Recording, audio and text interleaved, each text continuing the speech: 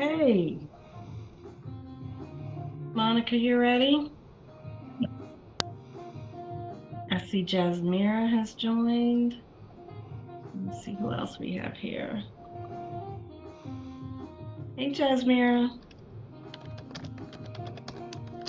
Okay, and Monica, just so you know, I think I did have this conversation with Jasmira, but there may be other authors and poets who normally join that will be on as well. But hello, Jasmira. Hey, beautiful. How are you doing? I am wonderful. I am wonderful. Glad So to hear it. listen, let's go ahead and get started. Author Terri D here. I am hosting the guest host tonight for Nathaniel Gadsden's Writer's Workshop.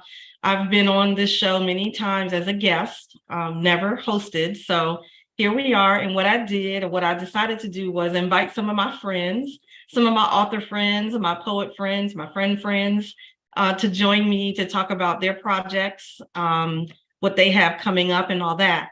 We're going to get started tonight with Monica Oaks. I almost said the wrong thing. Forgive me. She is an author that I wrote a book with, Love, Lies, and Fight. I'm going to let her talk about that book and her upcoming projects that she's working on. Jasmine, I'll let Monica go first. She has some plans. I don't know what your schedule's like, Jasmine, but you're the next up. After Monica's finished, then you can talk about your books, okay? All right. Monica, the floor is yours. Great. Thank you, Terri. Sure. So just wanted to talk first about the book that I did co-author with Terri D. So I co-authored this under the name Julie Bellatrix. And this will be explained in my next book that I'm working on as to why I use that pen name. And the book, my part is written from the perspective of Joy's client, Valerie. So that's how, my part is. And my website, just for reference, is www.juliebellatrix.com. So that's Julie and then Bellatrix, Bellatrix.com. So Love, Lies, and Fight, just to kind of let you know, it's available in various formats. We not only have paperback and ebook format, but we also have this available in audio. So people like listening to audiobooks, that's an option as well. And all that information is available on my website to get that information. So I'm just going to read you the back of the book to kind of give you the description. What do you do when the love is gone? The lies are revealed. You fight. Valerie appeared to have the perfect family life while suffering in silence to formulate her escape plan. When a past indiscretion is revealed, will she have the courage and strength to move on, and what will get in her way? How will she find the ability to trust anyone again? Joy is a successful therapist who has helped dozens of addicts over the years. When she decides to take on virtual clients, including Valerie, she gets a little more than she bargained for, including having to learn to face her own past. Love, Lies, and Fight is an emotionally charged story of how helping others through their pain issues is sometimes exactly what we need. Just also wanted to cover some of the upcoming book events that we have. Late breaking news that Terri will be at Rock Lidditz tomorrow, something that just got added today. There was a spot opened up from 12 to 4 tomorrow. So if anyone is in the Lidditz area in close to Harrisburg or Lancaster, that's where Terri will be. And of course, since I am a diehard Penn State football fan, I will be at the whiteout game against Iowa. Next event is 10/7, October 7th at MGM Grand National Harbor Hotel, DC Bookstars. Terri and I will both be at that. And then next events that I have planned is the first weekend of April in Ann Arbor, Michigan. And then Terri and I will both be at Baltimore, Maryland, the Lord Biltmore, I think it is, Yes. at the first weekend in May.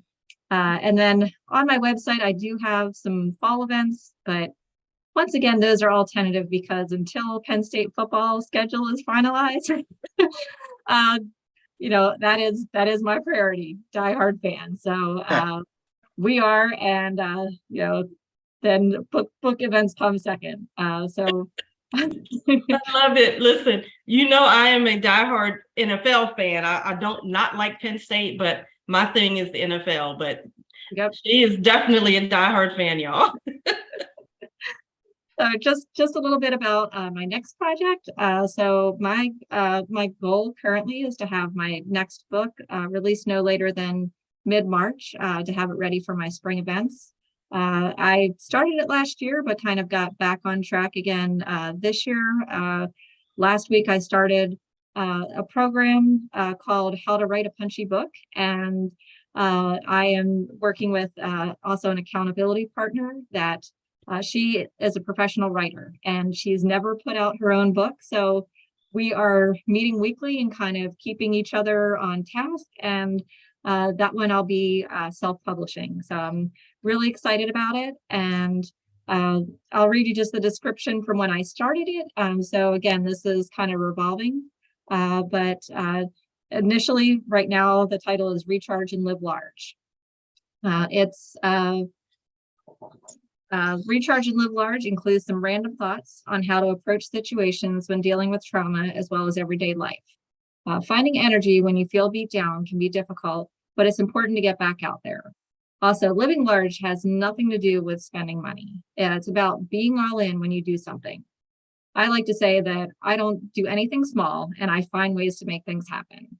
All of our experiences are unique, but by allowing ourselves to reach out and help each other, we can truly start to move forward. So that's just a little summary about it. And some things even today that I kind of came up with is what I want to write about is life lessons for not only working through traumatic situations, but keys to be successful in achieving educational professional goals when faced with mental health diagnosis or an intellectual disability. I think those are some really kind of key important points. And so again, I'm just kind of gathering all my thoughts, kind of putting things together.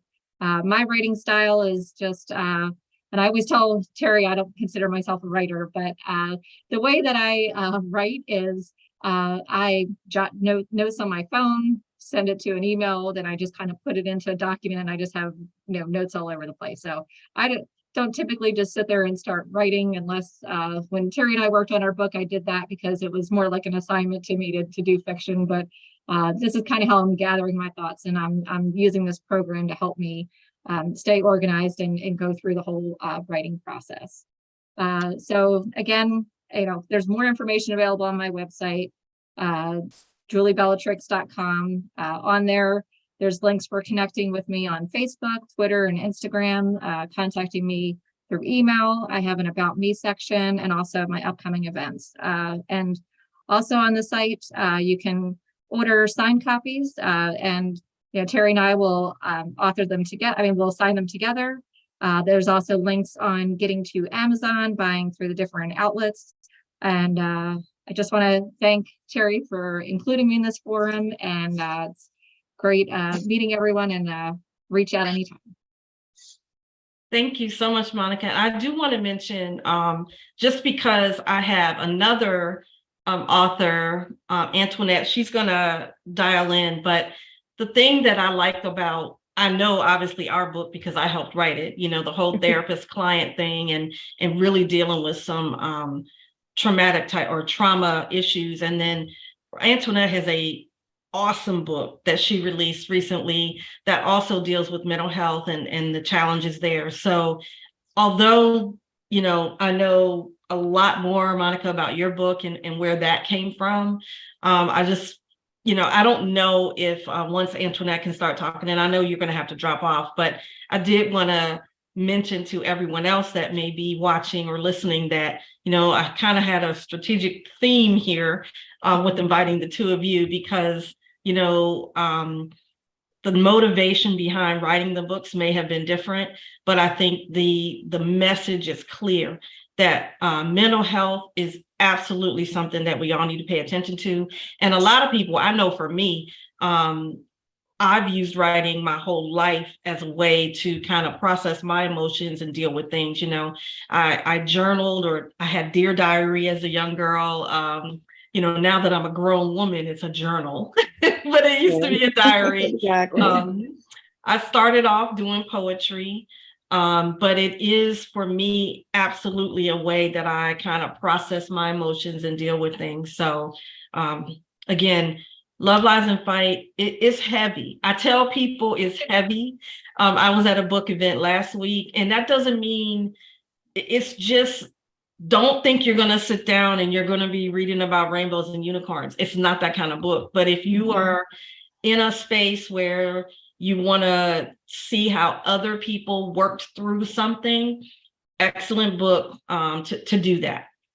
That is what I'll say. And I'll say the same thing while we're waiting for Antoinette to join us so she can comment. But her book is heavy too. Again, very good, but it was like, wow. Really, really wow is all I have to say about that. But Antoinette, are you still, it says connecting the audio. So are you able to hear us now? No, I think. I can hear you. We can hear you. Good. Well, we are. That is great. That is great. So you didn't get to hear a lot of what Monica presented, but Monica and I wrote Love, Lies, and Fight together, and it has a similar theme to your book as far as, you know, the characters working through some mental health or other challenges like that. So that's why I just wanted to mention that, like I said, as kind of a theme that we are working through. Jasmira, I don't remember. Do you have a time constraint? Do you want to go next? Can't hear you. If that's okay. Okay, that's fine. We can do that. Yeah. So Monica, if you need to drop off, again, I appreciate you joining. If you want to hang around for a while, you don't have to, but we're going to move on and let Jasmira do her presentation, talk about your books, your works, what you have in the works. I'm gonna keep pressuring you for that. That accountability, good old accountability. I love it. Good old accountability. Yes, yes. I love it.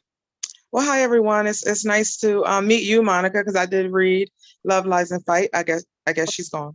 Oh, okay, there she is. oh, there So she yeah, is. it was pretty cool to read that. It was very heavy. It was nice to read about Tony, to see where Tony's character, you know, from what is it? Tomorrow's Aftermath and all, like your Yes, first. yes, It was Joy. cool to read about that. Yeah, Tony and Joy. Yep. Yes, I write poetry. Poetry is how I vent with things that are going on personally, things that are going on in the world. I express it through my writing. And last year, I believe, last July, I published Terri and I, she worked with me to publish my poetry book called Mira's Blues. And it's just a collection of, the first section is like about me. And then there's a section where, you know, speaking truth to power, you know, this is what's going on and this is how I feel about it. And how collectively we can all do something about it. Like one person can't make a difference. And the last part was just like random writings. I'm currently working on putting another book together that incorporates poetry, but tells a story too. And it's a good story. I've gotten positive feedback from the folks that I shared it with. So it's going to be a pretty good story, but it's going to incorporate the therapy piece, because therapy is important. And now life coaching is important. I recently found a life coach who's younger, which is great. Younger Black woman, millennial, which is awesome because you can learn new tricks if you hang around with puppies. I don't want to, not that I want to, you know, someone my age or older, we got problems, right? We got ways that we were conditioned to live. Someone a little younger is a little bit more free. So I believe in life coaching. I'm a life coach. I'm currently becoming a mental health coach. Okay. So that's been an interesting journey, because when I went to become a life coach, when I took the classes, you were actually being life coached while in the class. That was a lot. It was heavy. It was a lot. It really was. It was like, wait, I'm being life coached? Yeah. I don't like this so much. It was an experience. And the same with mental health coaching, because it's covering like a multitude of topics, and it's triggering or activating. It's activating with some things like, wait, I I wasn't ready to deal with that right now. Okay, I'll finish this tomorrow. So, you know, you have to know when to put something down and when to pick it up. So that's kind of, it's going good though. I'm doing good. I'm almost finished with that, which is great. So for right now, that's what's on my roster, I guess. And I'm currently reading 2 books. One I just got today. It's called Successfully Single, and not to like advertise anyone else, but this is just what I'm reading. It's called Successfully Single, because I feel like, while I don't like the term single, I feel like, because, you know, we're whole people and energy is an entity and that counts. You want to do it right though. Like you want to start off with yourself doing it where I'm okay by myself. If I meet someone, great. But right now I'm okay. So why not have some tools, get some tools or have some resources to help you stay that way. And this other one's kind of fun. It's called Elevated Realities and like traveling like the astral plane. So it's more like a guide than a book, but it's really interesting. I'm digging it. I'm digging what's in there. You know, it's elevating. I'll say that. It's elevating. Okay. But yeah, so that's what's going on with me. I mean, if you guys have any questions that you may have I for have me. A question. Sure. When your next book is poetry or no? It's going to be a combination. Okay, I'm sorry. I think you said that. I missed that. No. No, you're fine. You're absolutely fine. It's a story that I'm telling, but that therapy piece is where I'm like the therapist in the story, and my client is younger me, because that inner child is there, and they want attention. And if you let them lead, they'll wreck the car. So in order to like kind of heal that person, I'm bringing her with me. She's in the car, she's in the back seat, but you know, so I'm bringing her with me. So that's how I'm going to do that. But it's going to be a dope story. Okay. So I'm excited. I'm excited to get that finished, because I think I probably have it already finished. I just haven't put everything together yet. So I hope to do that before June of next year. Okay. I'm giving myself kind of a big timeline there, but there's some other things in the works that's kind of taking my focus. So I kind of know the answer, but you know, these other things that you've done, you know, the life coaching certification, working on your mental health certification, do you feel that those things are going to enhance? Yes. They're going to enhance your writing? And because I also have people around me who, like, I make sure my circle speaks to who I'm becoming. And speak to things that I'm doing. Nobody that's in the past. If you bringing up last year, we got a problem. Like, we're just not going to do it. Don't even bring up last week. Like, we're just not going to do it. We're elevating around here, you know? Right. So the people that are kind of, I won't say I'm bringing them into my life. They're being brought into my life. Right. And they're like, wait, you're doing this? Like, you got to keep going with this. And here's how I can help. That's amazing to me. So that's what's happening. Cool. Yep. Well, I'm not the only one that can ask questions. Neil, do you have any questions for Jasmine? I have a question regarding, she mentioned speaking truth to power. I was just trying to, she can explain exactly the power that she's speaking the truth to. Well, one example was, okay, I'll use the example of work. Like, you have different, in your positions, you have your bosses and you have the higher bosses. So if something's not right something's not right, it needs to be corrected, whether it's a work process or whatever, people consider those people power. So if I notice it or if I'm responsible for it, I'll let them know. Like, I have no issues with, oh, they're upper management. I don't care. You put your pants on like I do, or you should. I don't know. You just jump in them every day. I don't know, but I'll let you know. I'm professional about it. I'll let you know, right? This is what occurred, and here's some solutions, because I never bring you a problem without a solution. So there were some poems that I wrote where the feedback was, oh, this is truth to power. And I'm like, oh, okay. And then in thinking about that, it's like just speaking up. If you notice something and you're able to say something and do something, you got to be careful speaking up, because they'll target you. But I'll keep that off this conversation. But if you say something and you're in a position to do something, I mean, if you're in a position to do something, say something. Like, don't just let people talk to you crazy or treat you crazy. It's just not going to go down that way. They consider themselves power. Well, I'll consider myself truth. and here you have it. Yeah, I got you. I just wanted to get the specific of what particular you were talking about, so I can ask that. And it was interesting. I thank you for asking that. I had an interview for the job that I'm currently in, and the one person said in the interview, "Oh, so you speak truth to power?" I was like, "Whoa." And, I was like, okay. So the person in the interview, because that was the example where I had to kind of let the higher ups know, they had it one way with Jasmine, you have to order this stuff and we need it, but it's off contract. And according to the rules, we can't order it. Well, we need it. Well, you hired me to do a job. I'm doing it. If you want your P card taken away, I'll order everything you want me to order. But you're going to lose your P card. So what do you want to do? I mean, I said it more professional, but that was the bottom line. Many people are afraid to speak truth to power. I'm not. Many people fear power, so they don't speak the truth because of what the consequences may result in. So that's good that you don't have that fear. Because we are power. Yeah. We're the ultimate. Oh, I'm sorry. I keep it clean. We are power. Jasmine absolutely is not afraid. And formal introduction between Jasmine and Antoinette, because Antoinette is on the same wavelength. Let me tell you, I love her. I'm listening to her, and she is my twin.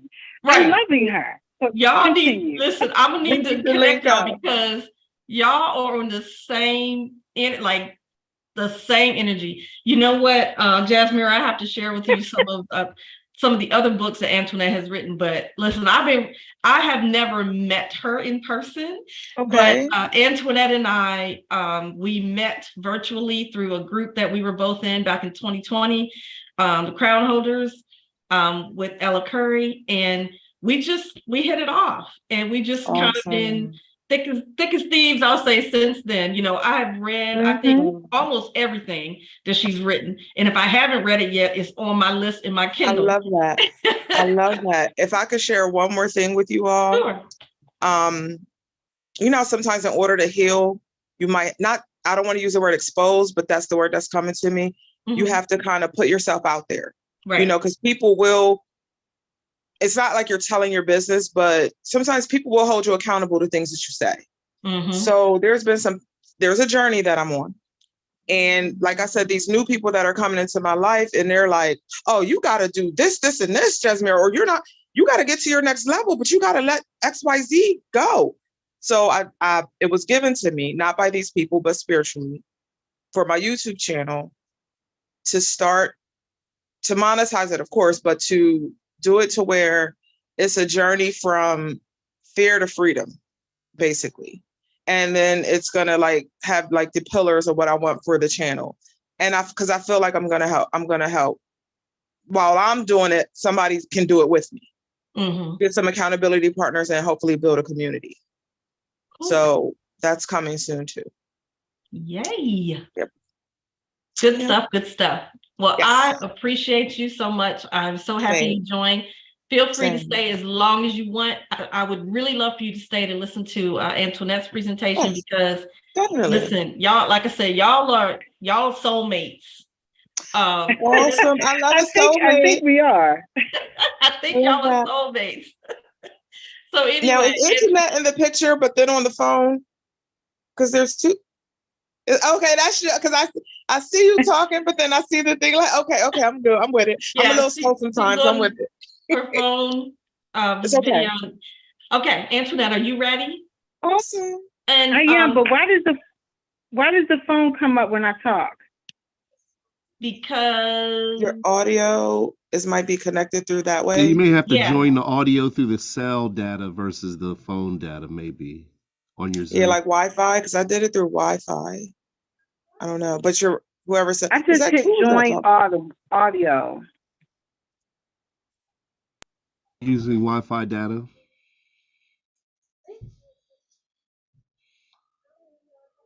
Is that Nate can y'all see me? But if it works, just go ahead. Yeah, if it works, go ahead with it. And Yeah, Chris, Okay. can you bring up Antoinette's website while she's talking, please? Sure. Is that the video that she sent me you wanted me to play? That video, and then I sent you the link to her website Oh, also. yes, ma'am. Okay, sure. One Yep. Okay, Antoinette, the floor is yours. Do your thing, girl. Okay, where do I start? No, You well, first I start. want to say I really enjoyed the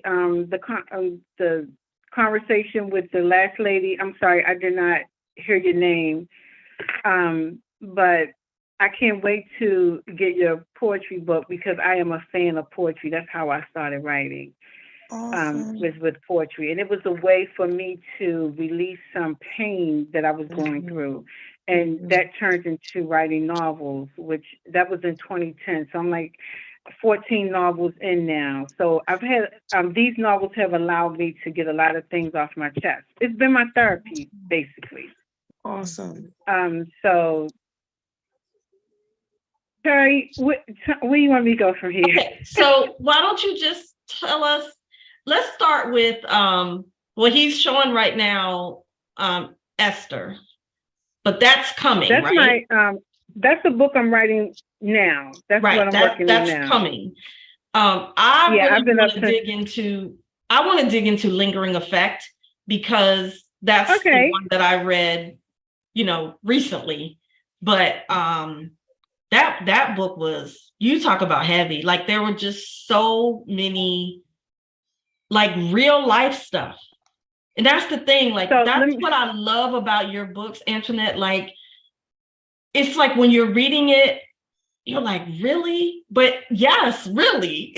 This is real stuff that happens. So why don't you start there? But as you're talking about it, I mean, just tell us about you, who you are, where you get okay. your inspiration stuff, all So of it. this is my latest lingering effects, and so how lingering effect came about is I have a very close friend, and I can't say her name, but she contributed most to this book because it's her real life. So a lot of what you read really did happen. But because I had to change the names of some events, I had to call it fiction. But it was very therapeutic for me, and it's been therapeutic for other people.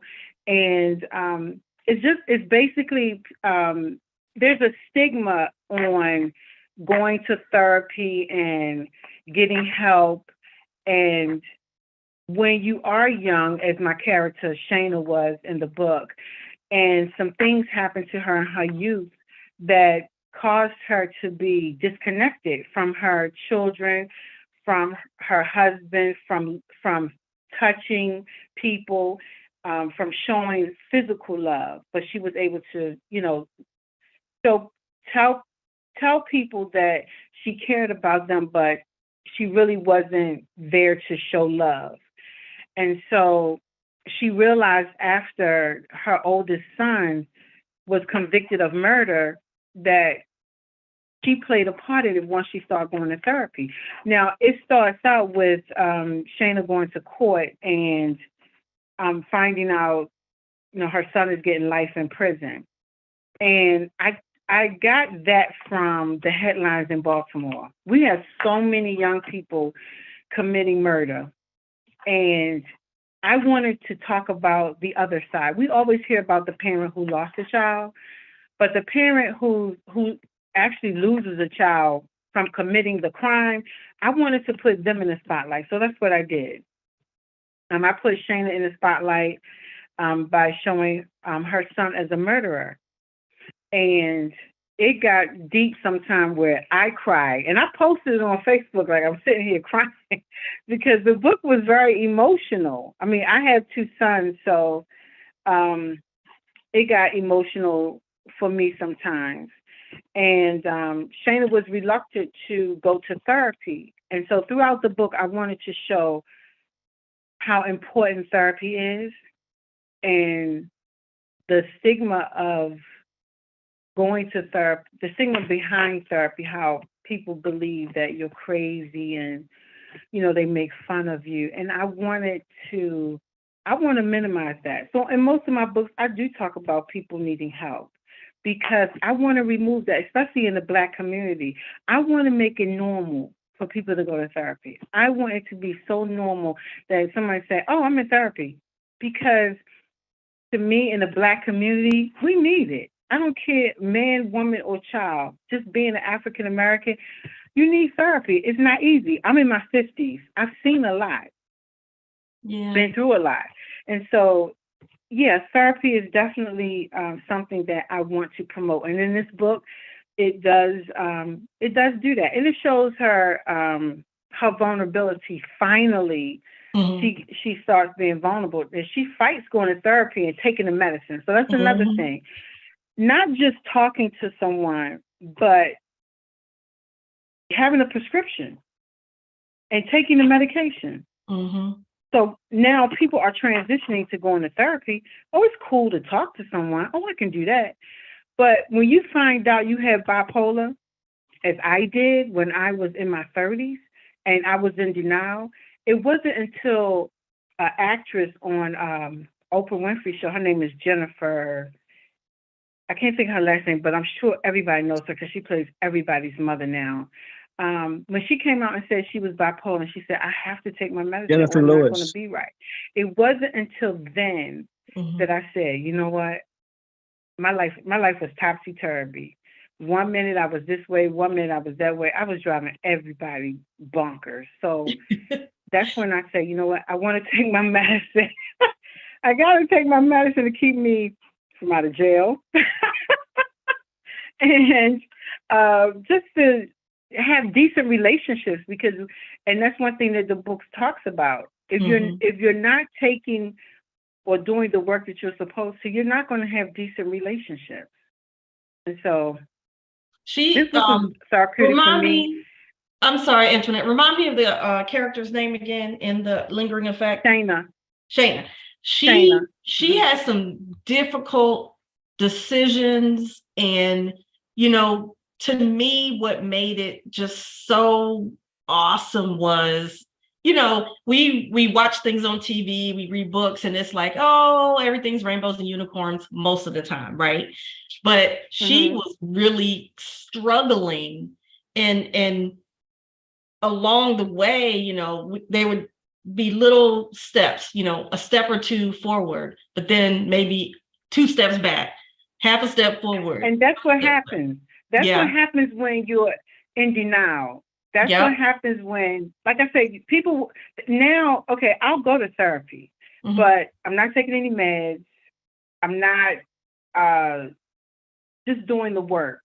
And if you've come through fire, you are burned and you need those wounds taken care of. Right. And that's the best analogy I could give it. Can we, just for a minute, I sent Chris a video when we started talking about this. Chris, I don't know if you can cue that video up I sent you. Yeah, What I want to, I'm sorry? I think that link is broken Okay, hold on. because it has studio in front of YouTube. So I think that may not be the link you Let want me to send you, send. hold on. Thank you. I was trying to grab it quick. Here we go. But the reason why I want to send you this video is because I want to play it real quick. It's very, very brief. Let's get to the reason why there's such a stigma around mental health in our community. And I did this, and I think, Antoinette, you've seen it before. I actually did it for a school project last year or the year before. Chris, does that link work better? Yes, it does. I'm pulling it up now, Terry. Okay, great. I'm sorry. Is everybody hear me or see me? We can see you and hear you. Yes. Thank you. I didn't know what I was doing. I finally got there. Thank you. Okay, I'm gonna leave you all alone. Go. I'm listening. Okay.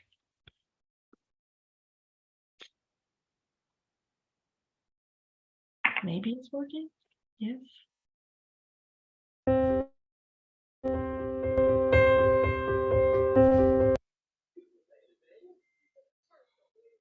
Wow.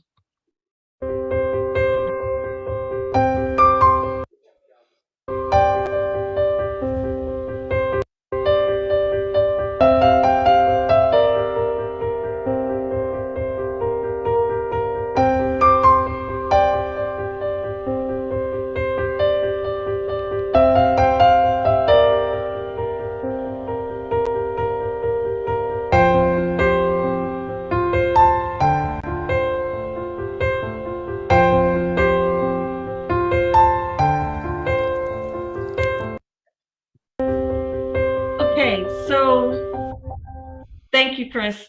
So really, again, I did this, it was a project for one of the classes I took last year, but the point is, I grew up, I'm in my 50s, and I know growing up, that one slide where it says, what happens in my house stays in my house. How many of y'all parents told y'all that?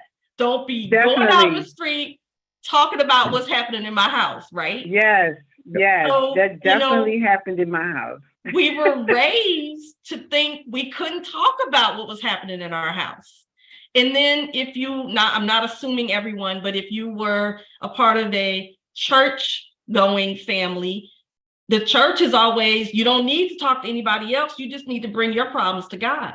And I am a Christian, and I'm not saying I don't believe that, but there's some problems that need some other help. There's some things that you're going to need a little bit more. Not saying you shouldn't pray about it, but prayer is not always going to solve the issue. So again, I just wanted to show that, to really talk about the reason why it's that stigma. And you're right, Antoinette, things are getting a little better. I think that the pandemic really we know the pandemic affected everybody in so many different ways, but definitely from a mental health perspective, we all struggle, and maybe are still struggling with some repercussions from that. Well, also health insurance is changing, and doctors are health insurance is starting to pay. Well, before it didn't, you really had to pay out of pocket. Right. And so, and to touch on, what you said about prayer. So the way my therapist explained it to me, if you take someone with high blood pressure and they go to church and the pastor said, oh, pray about your problems, and they get off their medication for a week and they have a stroke, you need your meds. The problem is there. That doesn't mean you don't pray, but you still need your meds. And having mental health issues is no different. And that's what we need to normalize. Mental health issues is no different than having high blood pressure, sugar, diabetes. It is a disease. And people look at it as, I don't mind having high blood pressure, but I'm not going to admit that I have mental health issues. Right. And you don't have to admit it. Guess what? We see it. So, yeah. So talk, before Lingering Effect, like I said, I've read so many of your books, but what was the series, the one that I loved? Hold on, let me grab my Kindle. Did I read that one? Yes. For the Sake of Love. Yes. Just, talk to us about, and I'm not trying to really put you so much on the spot, but I've read so many of your books, and they all have they're not all the same, but they deal with real issues that we need to talk about. Let me touch on that. When I started writing in 2010, like I said, I was going through a breakup, and I prayed about it, and I asked God, what do you want from my life? Because I feel like I'm not being productive.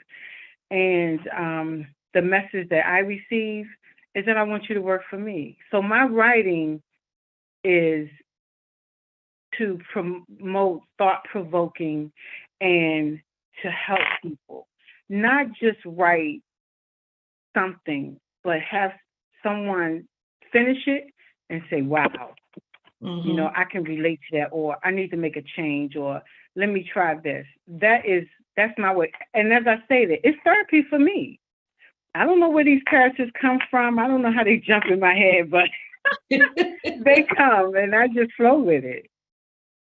Well, again, I've enjoyed all of the books that I've read, and your website information will be shared with everyone.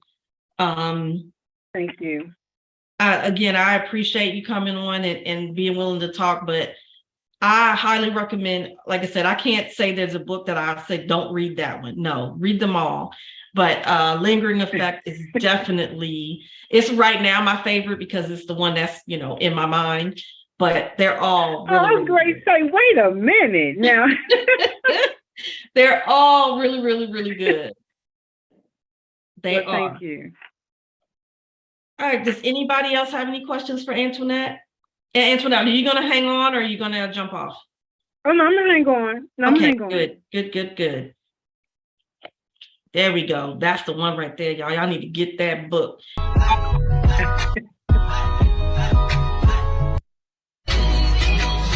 And Antoinette, are you directing people to Amazon or are you selling them directly on your website? Well, if you go to my website and you click on it, it'll take you to Amazon. Okay. All right. I wasn't sure, so I didn't want to. And I feel most people have Prime, and so they get it the next day. You know, and if they want a signed copy, then I will order it. You know, they can email me, and then I'll send it to them a signed copy. Gotcha. Okay. Very good. Very good. Oh, I know what it was. Karma. That series. Oh, do I have Karma? I don't have Karma right here next to me. Now, Karma is one of my favorites. They're all my babies, but I favor Karma. Yeah, Karma I favor was. Karma. Yeah, that was a good one too. And that's a 3-part, right?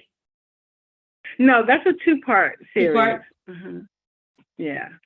All right. I love that one too. Okay. Well, thank you. Let's lighten it up a little bit. We've been talking about some heavy stuff. We talked about Love, Lies, and Fright, which is, has the mental health component. We talked about Jasmira's stuff. Jeff, you're going to be up next, okay? Okay. So I was trying to get on there. Jeff Washington's joining us. Jeff's book, Coach Cam,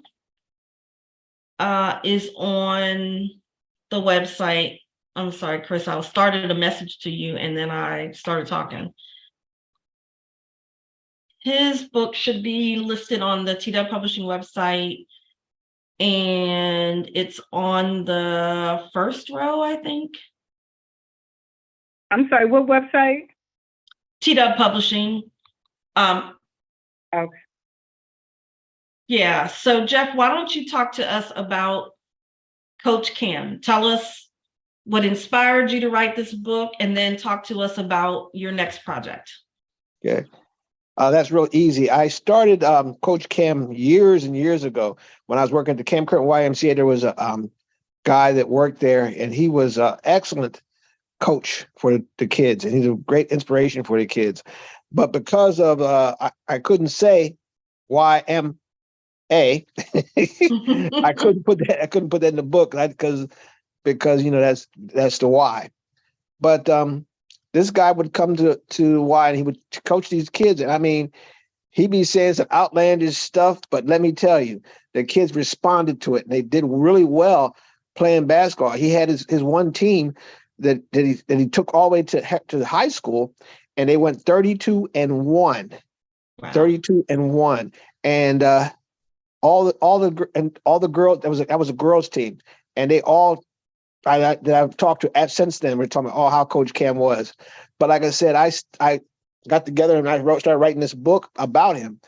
And I had to leave out a lot of stuff because, of course, copyright people don't want people saying, hey, you talked about me, you didn't get my permission. But I put my spin into it. And I made an imaginary guy, which was actually was true, but I'm not going to tell you who he is. But I made an imaginary guy and put him in the book. And I really did enjoy writing this book because it's about a guy that really was inspiration to kids, and that's why I kept it going. And to this day, he has a playground named after him. Oh wow! And he really was just inspiration to me and other kids and other people. He from the uptown area, Harrisburg. I enjoyed writing the book. I enjoyed and how I got to publish this book was really kind of funny.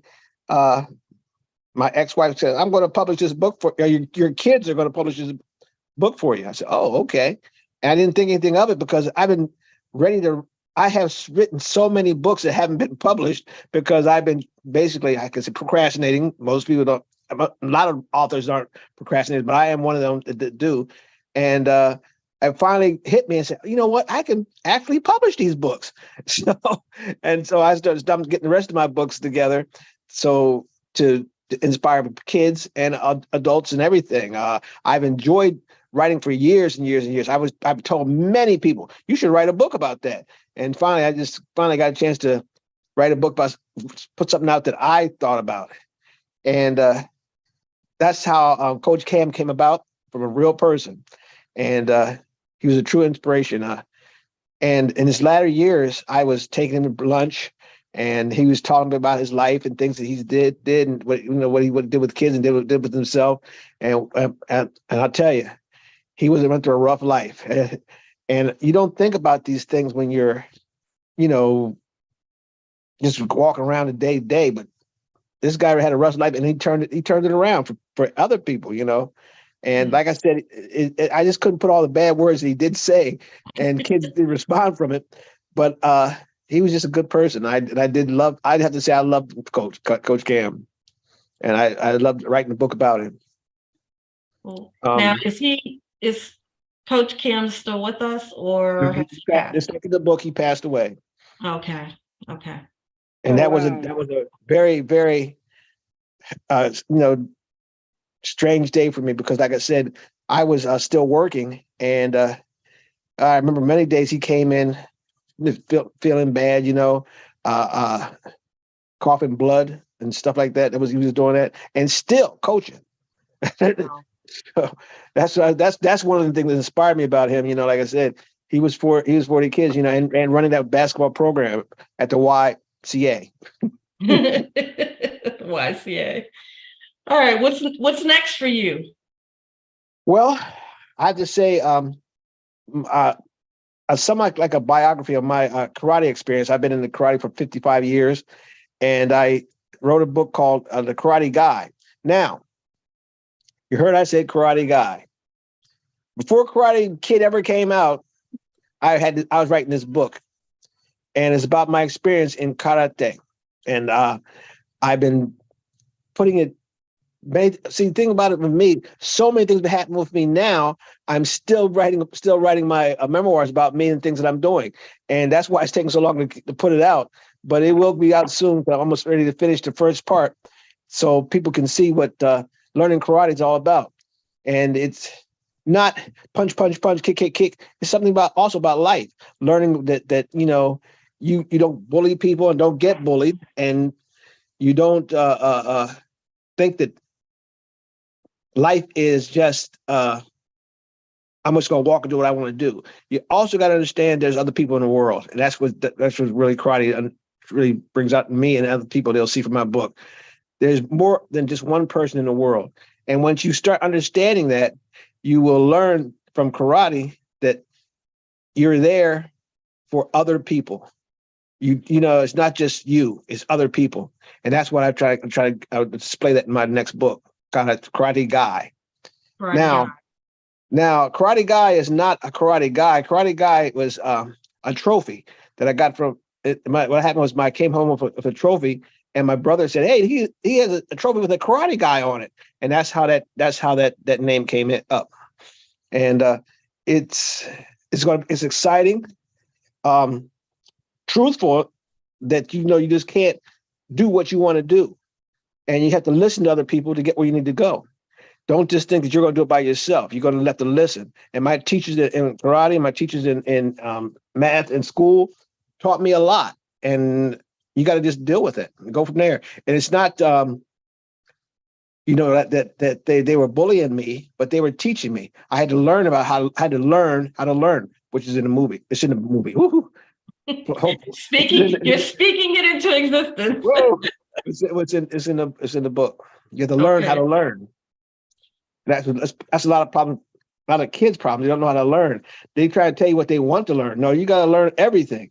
And then once you learn that, you learn more and keep on going.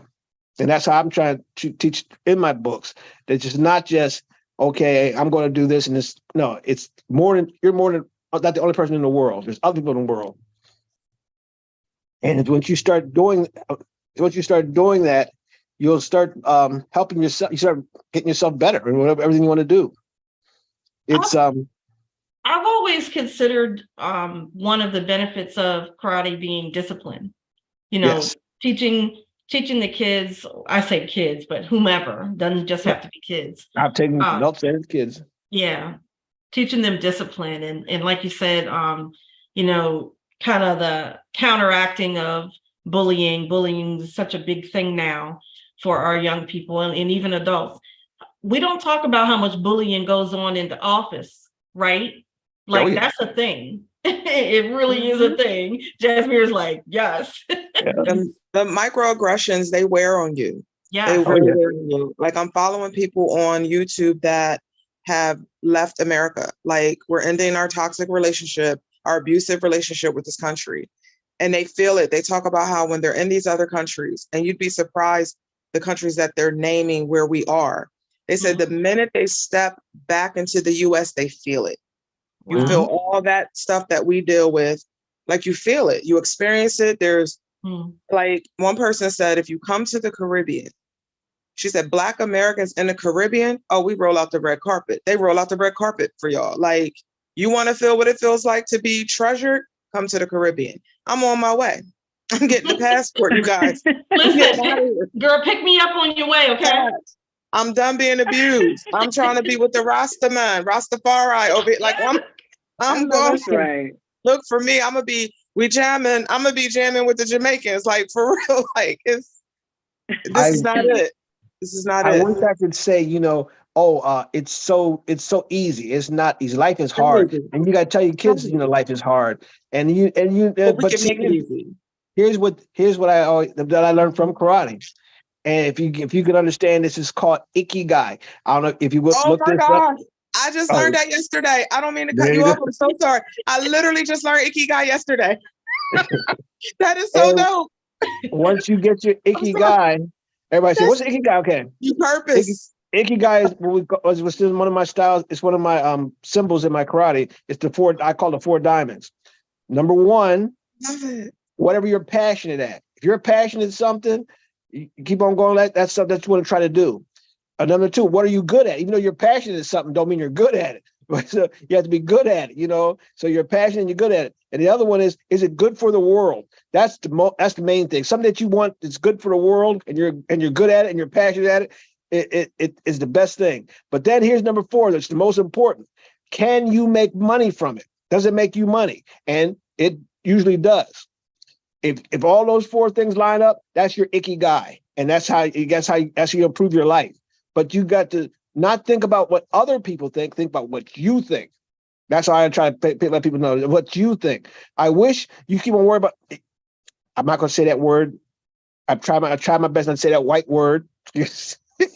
Don't think what white people think about you. Think about what you think about you. From the mountains of Caucasus. What my mother always told me is what other people think about you is none of your business. Facts.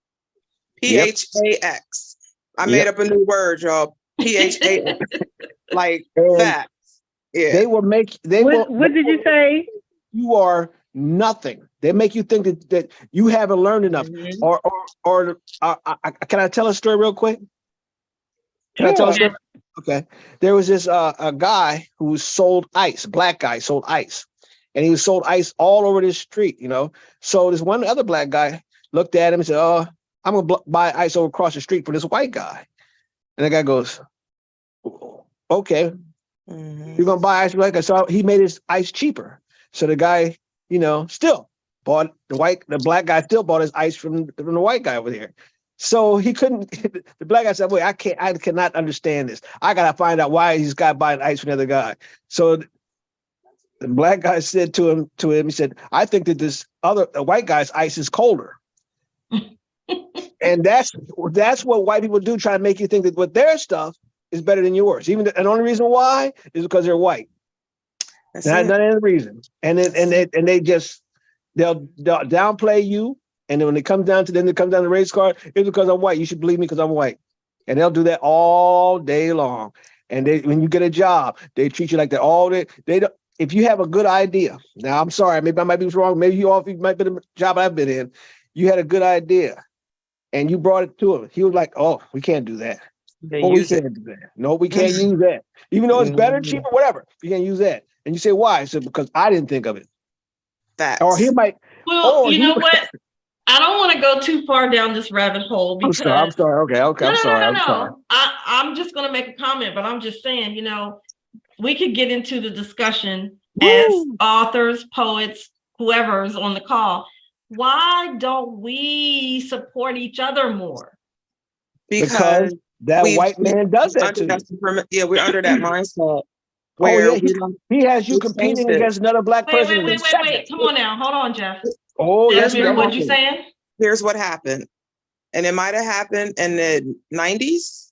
Like, I don't know if you all remember, I'm a hip hop head, like, Mhm. especially music that's saying something. So you had Public Enemy, you had Poor Righteous Teachers, you had Diggable Planets, you have all these artists who are talking about, like, I'm not, and not to bring the NOI up, but I'm not going to join the NOI, but read that Quran and with that Bible, do like learn who you are. Like they had the medallions. I don't know if you guys remember the medallions. Oh yeah. The t-shirt said something. And then the theys of the world was like, wait a minute. Mhm. Hip hop is changing the game. People ain't eating this pork no more. People changing their lives. People loving each other. We was brother and sister. Nah, we gotta make them hoes and bitches and niggas. Not to be frank, but that's what it was. So there's a how do we do that? Music, because how do we learn the alphabet? A, B, C, D. Next time, won't you sing with me? Programming. We've been programmed. Even a game of pool. The game ends when that heavier white ball knocks that black 8 ball in the hole and dominates all the colors. Like we're programmed. Everything white is good. Everything black, negro, negrito, it's all bad. Niglet, all bad. So it's been perpetuated in us. Santa Claus, he shouldn't be saying ho, ho, ho. It should be mo, mo, mo, because the goal is more, but it's all been programmed in us. So why would I support you when you a bitch? What I need to support you for? You're not my sister. You're my enemy, because that's what they taught me. This programming is real. It's real, you guys. People accuse me, Jasmine, you're racist. You don't want to be in places where there's no black faces. I said, and that makes me racist. It's security, bruh. This is why I can't date a white looking guy. See, I can't even fool with you because you gonna have me shot out here. You gonna have me messed up out here. I'm at an Enchanted Fairies Festival. I need to see some black people, bruh. I'm glad they showed up in their little fairy outfits. It was cool. It was all love. But I'm gonna need to see some black faces because I'm in York. I'm in a white space. I'm nervous. And that's just, I don't have that luxury not to be nervous. I'm sorry, but I just wanted to say you're great. You're right. The days of the world said we can't listen, you guys. We invented it all of it. Every last bit of it is ours. Don't nobody fight so hard to keep you down if they don't know something. You want to hide something from a black person? Put it in a book. I remember hearing all that stuff. So the design has been, if I link with you, Terry, and I link with you, Antoinette, and I link with you, Jeffrey, and I link with everybody on here that's black, and we all link up, they scared. They're going to start watching our phones. I'm trying to tell you, going to get different kind of messages. The FBI going to show up at your door. Jasmine, we need to talk because you said some stuff on Instagram. Because see, in them terms and conditions, anything you say can and will be used against you, period. They letting you know. Whatever you put online, you better back it up. You better have some action to back it up. Because they can come. Sit on your couch, talk to you in a Hawaiian shirt. Send a black person and an Asian person to talk to you. Then they send the white people 6 months later if you don't shut up. And they should have pictures of your kids. Like, this stuff is real out here. It's real. I'm sorry. I'm done. You're right. You're right. I get passionate, you guys. I'm sorry. And you hear what you just said right there also, with the media. If a black person would do something nice, it gets like a bleep. He did something nice. But man, if he's murdering somebody, somebody gonna say about how many Caucasians murder people. It's a narrative. Over and over and over. Oh, Michael Jackson. I love Michael Jackson, and he got a lot of publicity being Michael Jackson. But when he started getting more publicity being, they had to damage him. He's a child molester. He's a child molester. But then Jeffrey, let me say this too. You're right. And you have to look at this. Then you have the black people who that's them. That's not us. I'm not hood, I'm not ghetto, I'm not urban, I'm not any of those things. That's them. If they want to deal with that stuff, that's them over there. Nah, bro, because see, you're gonna be the one that's gonna have me killed. So you can't come. So we got to leave them behind. They can't come. The revolution will be televised. It's happening as we speak. We in the apocalypse, if you don't know. We're here. I'm sorry. That's it. I can go. I can go all night about this, you guys. I'm gonna put one more thing and then we go back to the books and everything. I noticed what's going on with Black people when I found we got number 45 came in. Number 45 came in, and he showed just being white, you could do whatever the hell you want to do. January 6th, I won't forget it. And nobody, not even white people, will try to stop him because why? He's white. I have never heard some of the stuff from any president is supposed to be my leader. That's what I'm talking about. It's supposed to be my leader. We're our leaders. It's supposed to be my leader. Say the dumb stuff that came out of his mouth. Notice I didn't cuss because I wanted to cuss right there. No, I was doing the dumb stuff. And here's the thing. Nobody could say anything about it. I'm going to say something about rape, what he just said. Now, his defense was, when he was going through this rape thing, I didn't do this because she wasn't my type. So you've done it before. That was his defense. You've done it before. Because she wasn't. Do you know how many rapists and all this kind of stuff that were innocent and guilty said, damn, all I had to say was she wasn't my type. I could have got off. Yeah. I wasn't interested in her. But listen. I wanted to chime in for a minute. Okay, go ahead. Sorry. I wanted to address your question why authors don't support each other. Yes. And I wanted to give was that the question? My opinion. I thought you said blacks. I think you said blacks don't support each other. And what I see, why Black authors don't support each other, and what I see.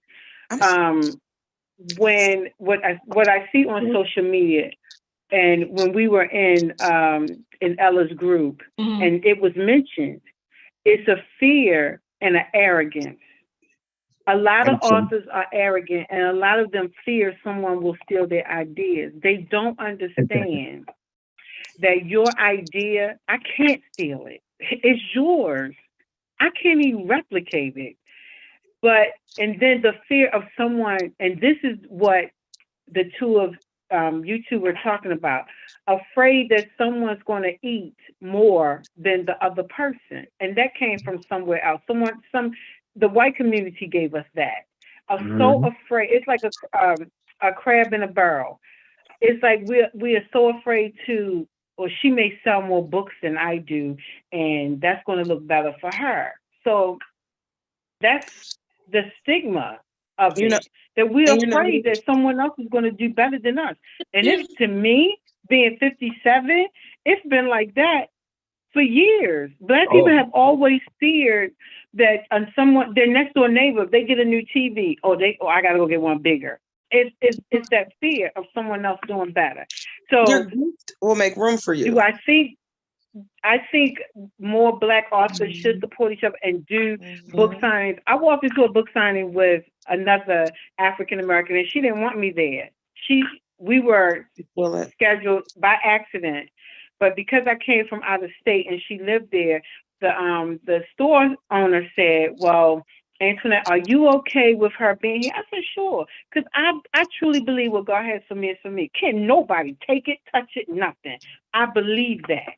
So the young lady had a problem with it, and she voiced her concern. She was African American, and it was a little tense. Of course, my personality, I'm going to sell regardless. So we have to get out of that. That person's going to have more than me. If I purchase your book, and it doesn't mean that you're going to have steak and I'm going to have pork chop. We got to get out of that mentality. And authors are arrogant. I'm sorry. They are so arrogant. And some of them. And I mean, what can you do when you have someone who they are so afraid? And that's what the young lady said when we were in that group. I don't want somebody to steal my ideas. And I just shook my head. What can you say to that? What you say to that is, here's what it is. I could make bomb potato salad. Terri makes bomb deviled eggs. Jeffrey, I don't know what you make, but I'm sure you might cook something and let Terri know, and I'm gonna need some of that. He made me hungry now, but that's okay. Right? We can all make something. Like the way I do it and the way you do it is going to be different, but the gift to make room for you. So if you have this idea and your fear is someone stealing it, first of all, that's the wrong attitude. That's the wrong mindset to have, because like you said about Ikigai, how can I serve humanity? So if you telling me your idea and I steal it, I still can't write it how you going to write it, because I might have didn't have the experience. Exactly. I'm going to write it to some mess. Like if I got that kind of time to sit here and try to steal your idea, that I get it. But if that's your fear, you ain't fully in this. Right. Because if I give you an idea, T, you say, you know what? I've been thinking about some stuff like that. And here Jasmine comes saying it, and then you wrote something. What I don't allow, there were people I'd be on the phone with, they'd be taking notes while I'm talking. Yeah, I had that happen to me throughout my life. And then it's like, and then they would use those ideas. I'm like, I gotta get a copyright on what I say on me, because, oh, Jasmine, I'm gonna use that. I'm like, okay, well, you better give me credit. But then I said, nah, this person's shopping. Nah, I gotta stop. I had to cut them out. They're gone. But yeah, so that's different. But yeah, you tell them your gift to make room for you, boo. You know, that's where you go, your intercessor. That's where you go inside and say, all right, let me help them, because they selfish and they scared. Your gift to make room. What's for you, you will have.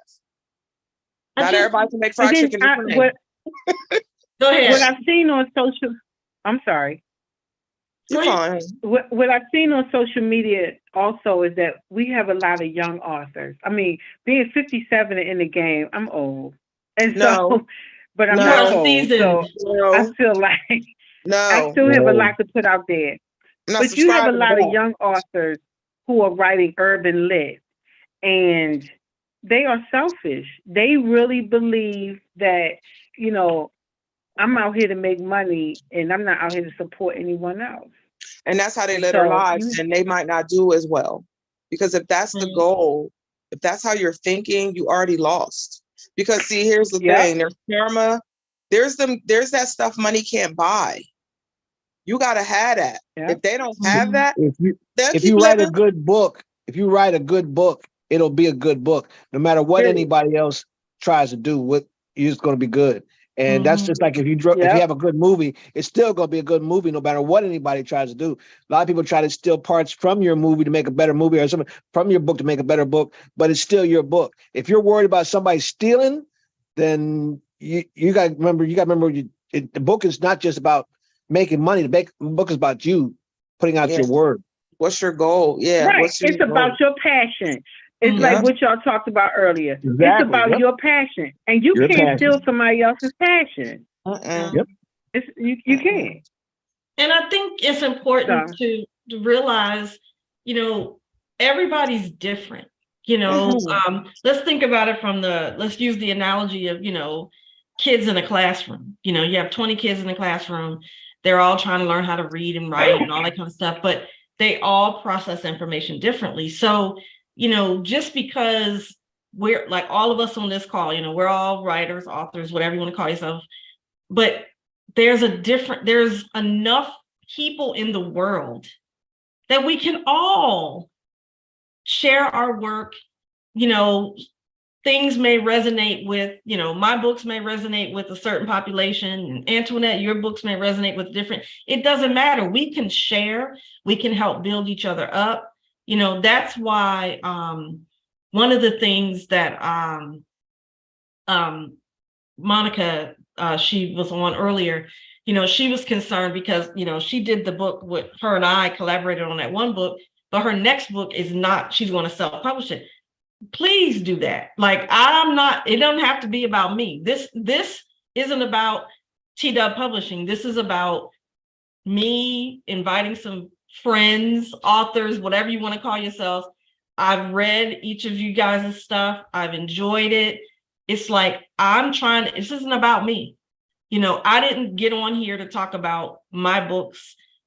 I don't need to talk about my books. I wanted to allow you guys to present your information, to share your works and all that kind of stuff. And Neil, you dropped off for a little bit. I really hope you have something to share, because I feel like you've just been listening. But feel free. it's good to listen, you know. Listen, you know what? I always say we have 2 ears and 1 mouth because we're supposed to listen more than we talk. So yes, that is true, Neil. You're right about that. You're right about that. But what I was gonna say, the discussion we were having about all of the different things, the question I asked, why don't we support each other as a community, community, whatever, where we live, African Americans, authors, whatever that community is that we're talking about, like, why don't we support each other more? And I do agree with everything that Jasmine said, that we've been trained or taught or however, brainwashed, whatever word you want to use, to be in competition with one another. And we are living in some very trying times right now. We really are. But the more we stick together, the more we lift each other up, help each other, encourage each other. This kind of circles back to our conversation at the beginning about the mental health stuff, about, learning how to process your emotions. That's another thing, Jeff, with the karate. It's about discipline, but it's also about learning how to deal with your emotions. If you have a child or an adult who has anger issues, karate may help them channel that in a more positive way. That's correct, right? That's correct. Absolutely correct. Yes. Okay. I'm not disagreeing. That's why you don't say nothing, because I don't disagree with what you're saying. And that's a very important part of people, authors also, understanding that you are the author, not we are the authors. You are the author. And you put your book out. Like I'm going to tell you the truth. I've never seen the one lady, I forgot her name. I'm sorry. Didn't see her book. Never seen her book before, but I wasn't looking for her book. But from being on this cast right now, I'm thinking about looking for her book, and I'm not thinking about trying to steal it. But I'm thinking about looking for her book, and that's what it's all about. Once you start reading and start listening about different things, you improve yourself. I'm not trying to steal anybody's book. I'm not trying, but see here I'm talking about that one word, I. It's not what I do, it's what we do. Yeah. What we're doing right now, getting together and talking. We're doing it. You know what I mean? I wish, I have to go back to this again. I wish we can get all the Black people together to join in and do something. If we get every Black person in the world, let's make United States. That's too much. The world, United States. Listen, let's start with the same thing. Let's start with on the East Coast, okay? Okay, that's right about that. If we could all say, okay, all of us are taking off one day. Every African American in the East Coast is taking off this one day together and have a meeting. Do you know? Let's say we're going down to Washington. Do you know? Now, I said African Americans. See, that's the thing. They would have, how can I put it? Marines all around every building up down there. Absolutely. Yes. And just work. And now we didn't say we're going to do it. We're just going to go down and meet down there and talk and have a good time. Wait a second. Now, I'm going to say this. I'm going to talk about 45 again. 45 to call all these people, I'm not even going to go there, to come down to Washington to stop something. And they had 6, I think it said maybe 7 police officers guarding the Capitol. That's how they broke in. Because there was only 6 people on duty when it's called all these white people down there. But I think it was like 4 weeks before that, they had the Black Lives Matter. They had 50 Marines the around National Guard. They had the whole army down there. But listen, y'all, what does that say? That says, I think Jasmine dropped off, but I think, it says, let me tell you what it says to me, that they actually know our potential and our power. We don't. Yes. There you go. Yes. And do what they will do. Yes. That is it. They already know our power, our potential. And the other thing, I don't want to preach I don't want to preach, but for those of us that are somewhat familiar with, the Bible and the stories of the Bible, the people that are talked about in the Bible, they had some rough lives, right? They went through some stuff. We're going through some stuff. So what does that tell you? It may seem like the good guys or the bad guys win. They don't. They do not. It seems what I like want that. you also to understand that people don't understand is these people in the Bible were Africans. They try to make you think they're all. Jeff, that's a whole nother I'm sorry. podcast. But I'm sorry. I'm sorry. Well, wait a minute. Make sure I'm on that podcast because I know. That's a whole nother. No, let me say it this way. Conversation. I'm woke. Because I'm saying, you got all these people from Egypt and all these places down there. Do they know that's Africa right there? Oh, well, these are white people with blonde hair and blue eyes. No, absolutely not. No, absolutely not. These people trying to brainwash you, thinking, oh, these white people did this. So this is a white Bible. Oh my God, what? Oh. So, okay, but let's talk about something. Sorry. I think it was Jasmine. Back to the book. Back to the books. I'm sorry. I'm not silencing you. I'm just saying let's channel this. Okay. So we can't change what happened yesterday. We can't change what happened 5 minutes ago. Nope. So how do we move forward with what we're dealing with? What we're doing right now. How do we move forward? What we're doing right now, talking to each other, not yelling at each other, not arguing not about each other. Yeah, about each other, but just talking to each other and letting you know how you feel about things. That's good to know. Just like she was talking about, how I'm glad she said what she said, how I feel. That's great. And I understand that. If I start worrying about stealing your book, by the way, I want to know what your book is because I don't even know what it is, so I can maybe borrow some. No, I'm just kidding. So I can see, seeing your books help me. Might buy it myself, so I can see what some of your books are, so I can read it myself to get your knowledge from you. And I would love to do that, me personally.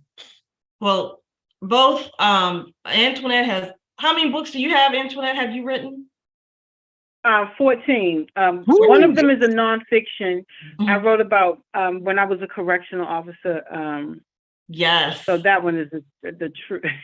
That one is a true book. So yeah, that one. I'd love to read that. But I want you to know, I find this conversation very, very, very helpful, enlightening, and it feels good to talk to people who are not afraid to be honest about what's going on. It's comforting to talk to people who are woke because Terri knows me and I'm so woke.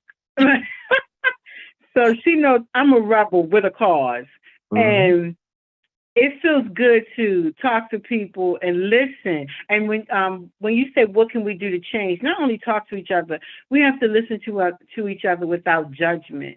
Like, I think that's one of the biggest things, and not think just because someone doesn't think like we do or talk like we do that there's something wrong with the way that they speak or what they're saying. Now, you don't have to buy it, but I think we all need to be courteous and just listen to another person's perspective, because you never know when it may come back.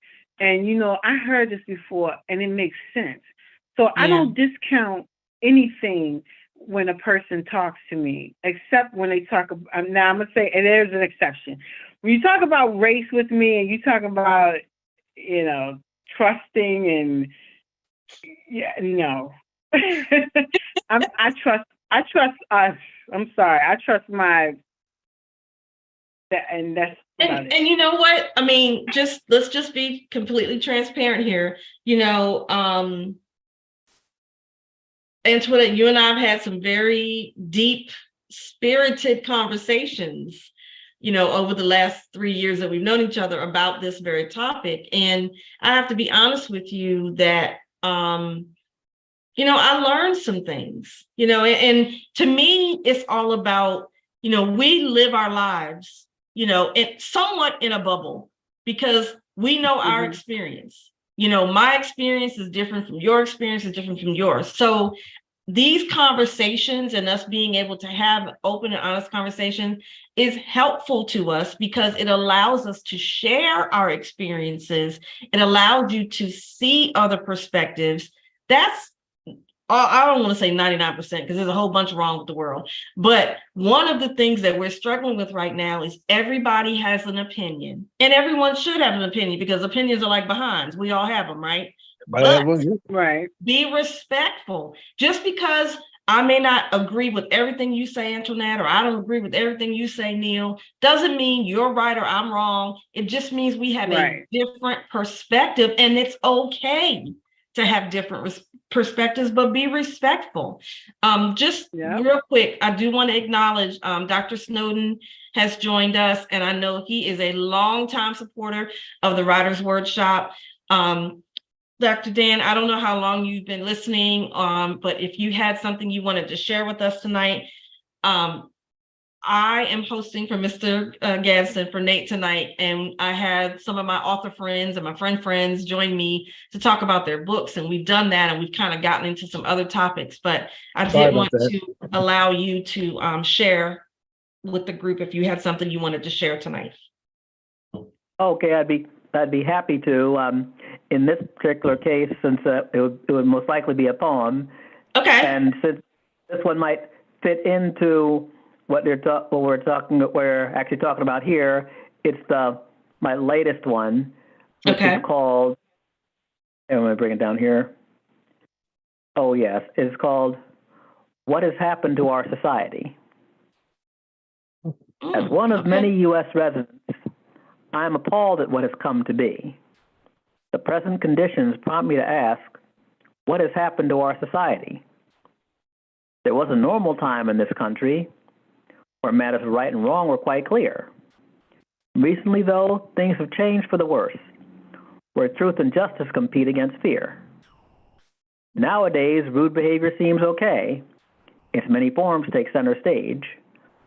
From the rantings of biased Kens and Karens to unfounded election fraud outrage. The source of this current consternation stems from a certain man and his fan base. Collectively, they've turned things upside down, making many problems hard to erase.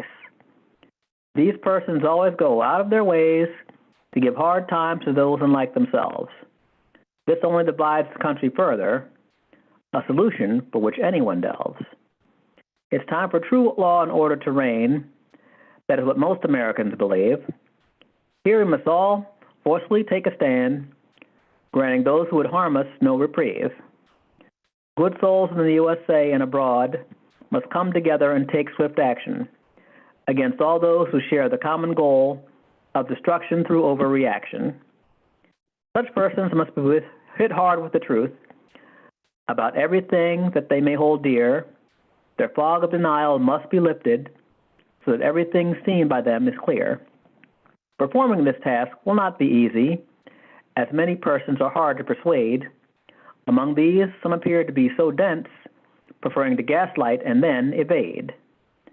Truth faces yet another challenge here, the thinking of some facts that facts don't matter, providing the reason to double down on making their fantasy world shatter. It will likely take a very long time for specific parties to see the light, that sometimes the common ground is quite plain. Simply put, wrong is wrong and right is right. Despite the monumental task at hand, setting parties straight as best as can be, it will be worthwhile no longer asking, what has happened to our society? Wow. I like that. That was very timely.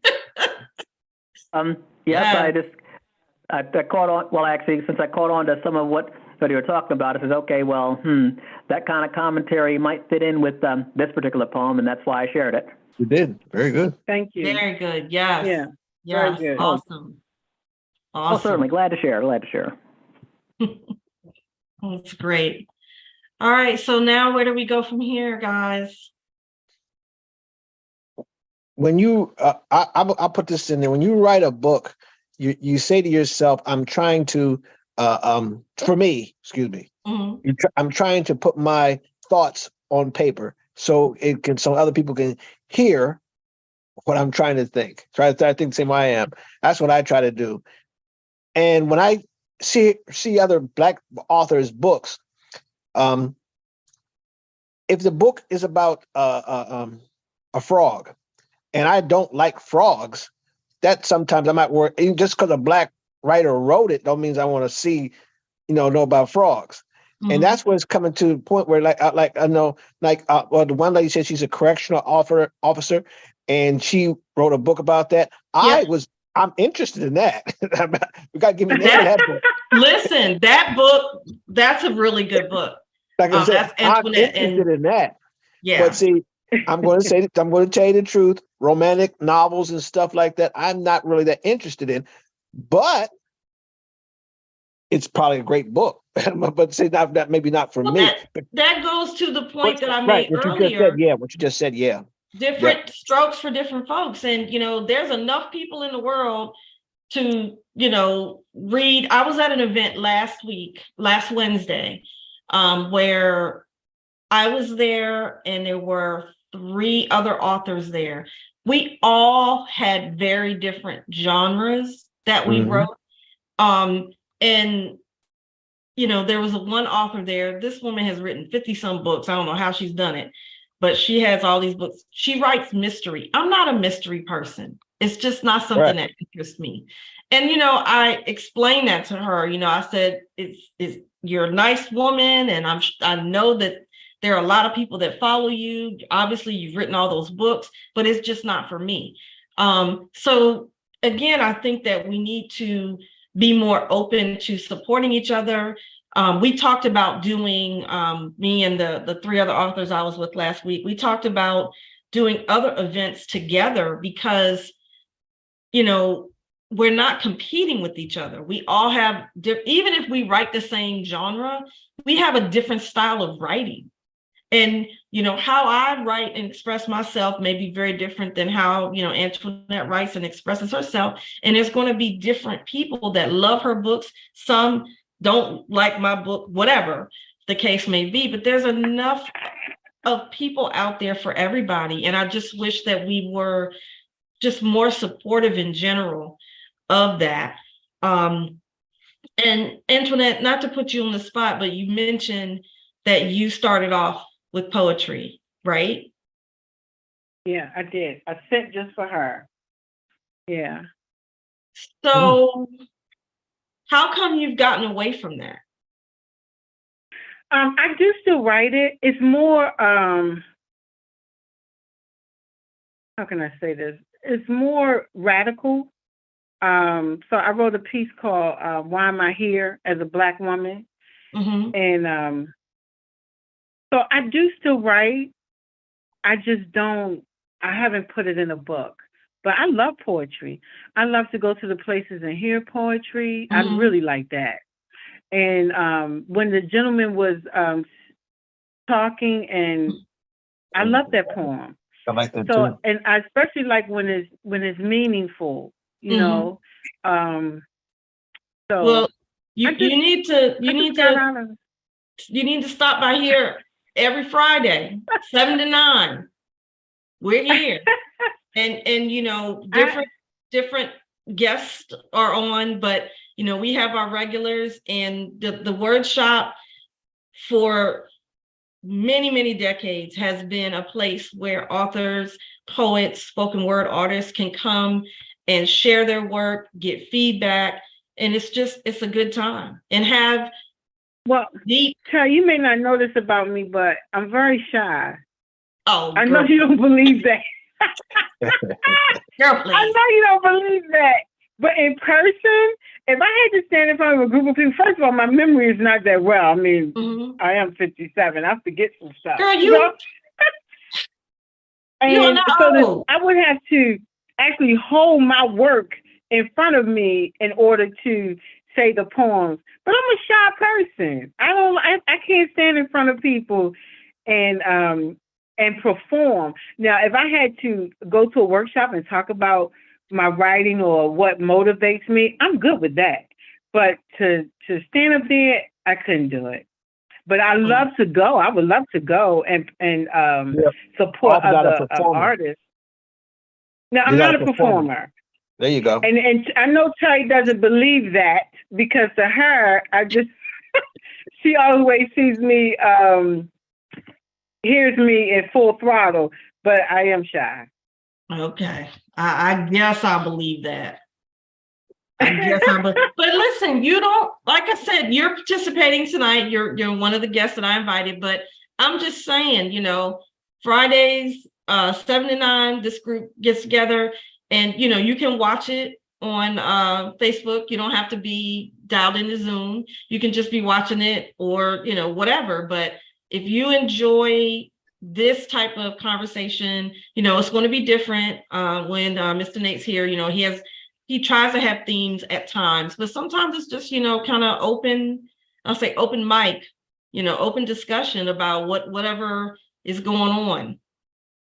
Well, and I'm open for that to join in. I do like the conversations, and you know this about politics and things that we've discussed tonight, and I've enjoyed each guest talking and hearing their perspective on stuff, and that's right up my alley, everything that was said. So yeah, I don't have a problem joining in whatsoever. Just send me the link. Good. I'm good. If I'm not doing anything and I'm in a place or a space where I can join in, I'm here for it.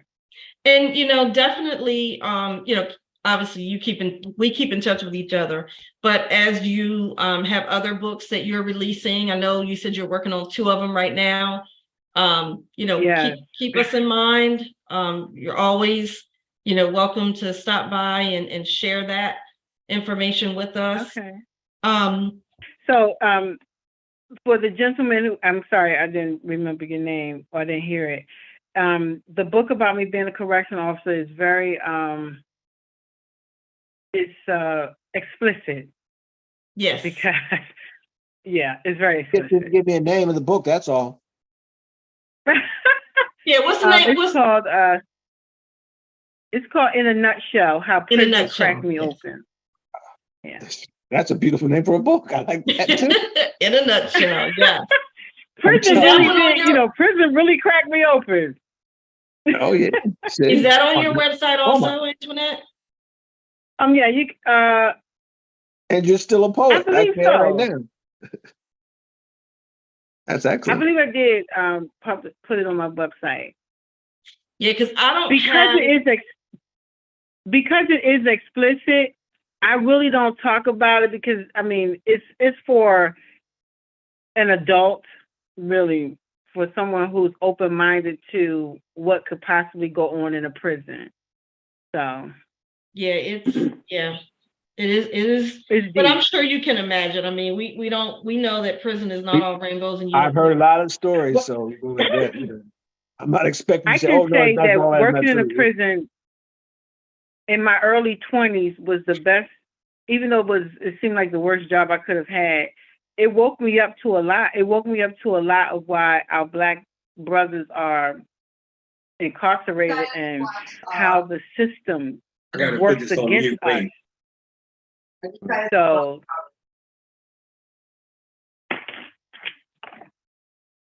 Dr. Dan, do you have anything else you want to share with us this evening? That was excellent, by the way. And remind me again, what was the name of that one? Oh, What Has Happened to Our Society? Love it.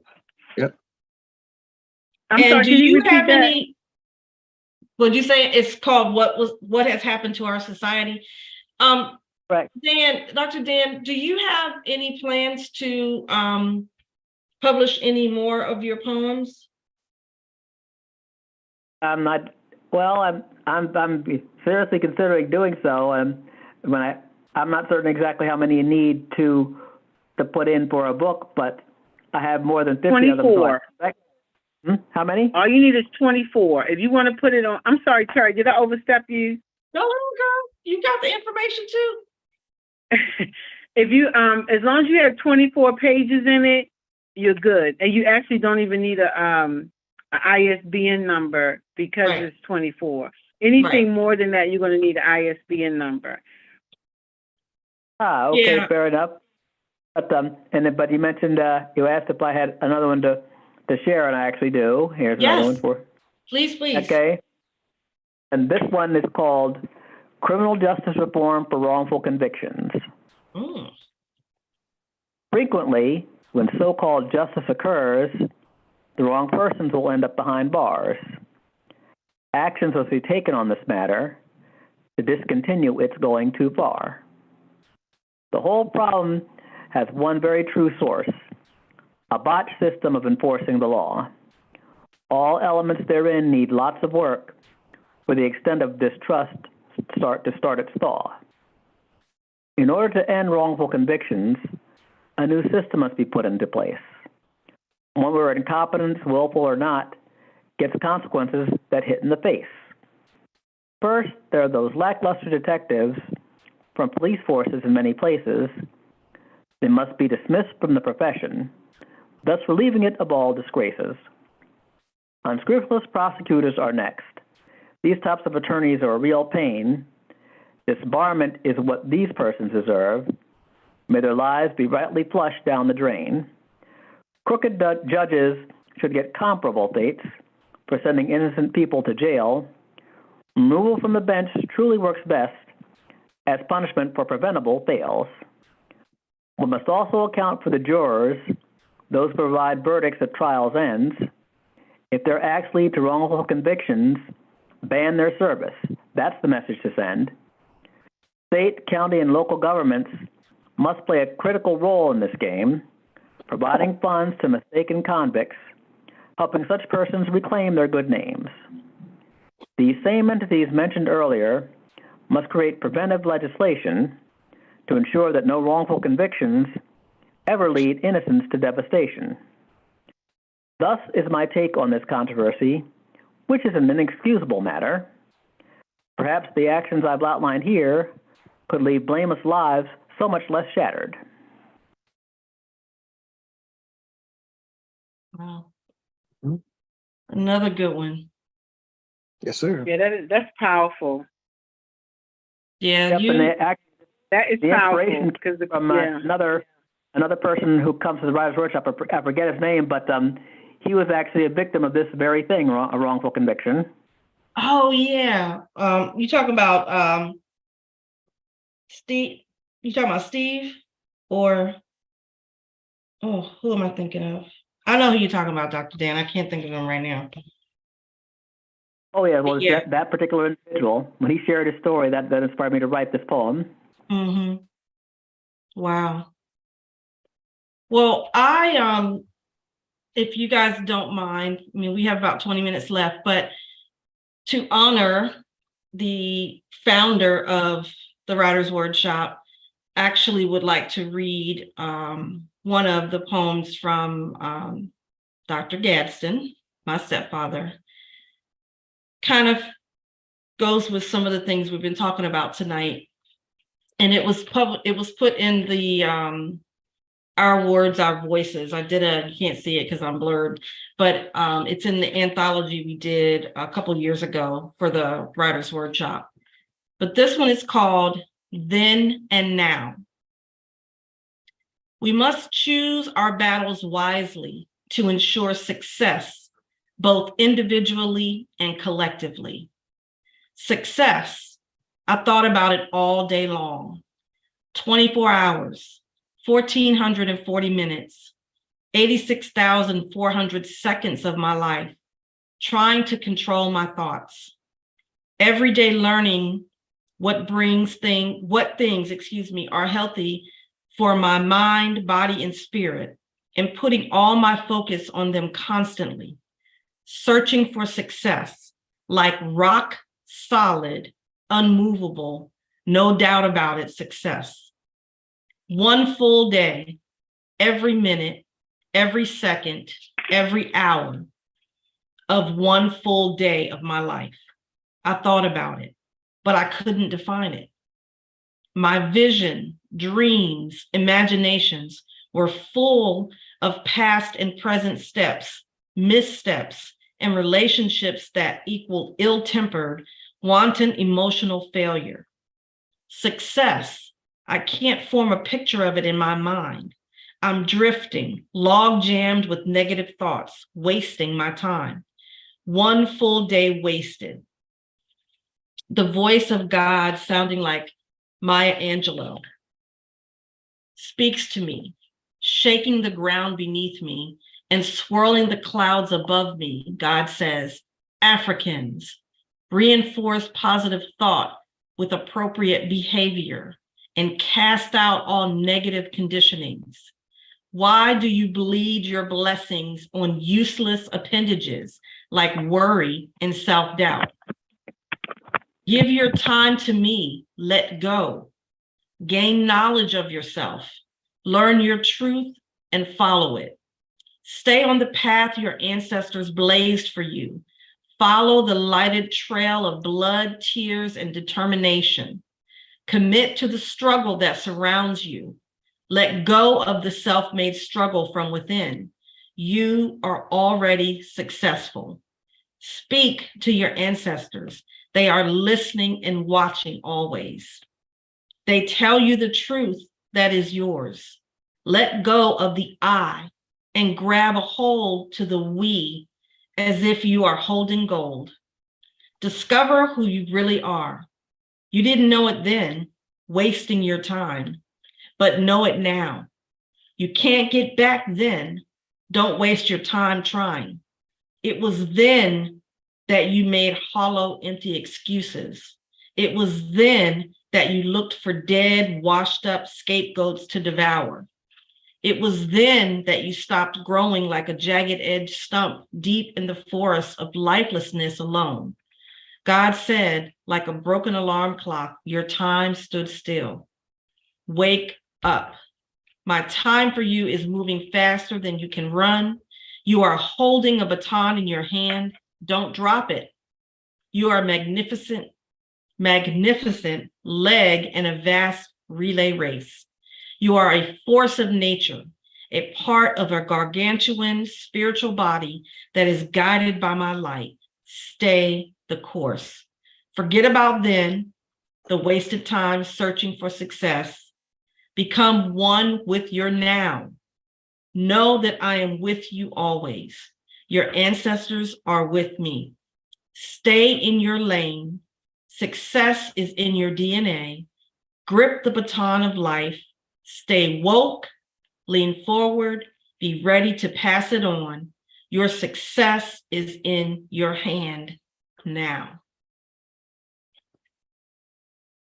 Okay. Y'all think? Yep. Insightful as always. That's very positive. Yes. And Very it's, inspirational, very positive. the then and the now, like that's why I wanted to read that one. We've been talking about where we are. Jasmira shared her thoughts with us earlier on how we got here, some of the conditioning. And then I asked the question, now what? What do we do about it? And, Antoinette, you and Jeff said, what we're doing tonight is great. Having this conversation, being able to share your thoughts and your feelings openly without fear, to just be able to express yourself. And each one of you have given me some very, very, so the little nuggets that you've dropped along the way tonight, very, very powerful stuff. Lots of things to think about. I think I'm going to be up writing for a couple of hours tonight, just kind of processing some of the If I may things. say something real quick. Sure. Do what you're doing right now. Keep writing. Don't stop. Poems, stories, books, just keep writing. And don't let anybody discourage you don't discourage by what goes on other places. Just keep on being you. And whether your ethnicity is important in the world. And that's what you got to understand. You are important in the world. All you ladies and gentlemen, you're important in the world. And remember that. Don't try to let everybody else say I don't understand what that story is about. I don't understand what that poem is about. Doesn't really matter. you just keep on writing. I like your stuff, and other people like your stuff. I say stuff. I'm sorry, it doesn't sound too nice when I say stuff, but I like your writing. I love your writing, and just keep on doing it. Don't let anybody discourage you. That's all I got to say about everybody here in this this Zoom meeting today. Just keep on going. I love what I can't say begged to do this, but I was asked to do this, and I wanted to know what it's about, but I don't know that too much about technology. I didn't know I was even going to get in this daggone Zoom meeting, but I got here.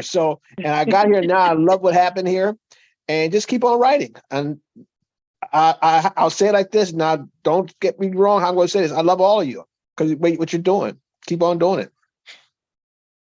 Yeah, I mean, we are Thank you. individually and collectively encouraging each other. And sometimes you don't realize the impact or the impression that you make on people. Because, sometimes people don't know how to tell you how you've impacted their lives and how you've made them really think about things. But just know that you do. Like Jeff said, we have to keep writing, we have to keep sharing our writings and really digging deep within ourselves to get our thoughts and our feelings out there. And we started off at the beginning of this, really spending time talking about how for many of us, the writing is therapeutic. It really does help, process your thoughts and feelings and emotions. And, we are every day inundated with so much negativity. You can't turn on the news. Yep. Social media is just, I don't even know what to say about it. I know as authors, a lot of us use social media, but it's a lot of negativity out there, and trying to navigate through all of that to remain positive is difficult. Some days are definitely more difficult than others. And I will say that this, we've got about 10 minutes left, but this last 2 hours have been very, very encouraging and inspirational for me.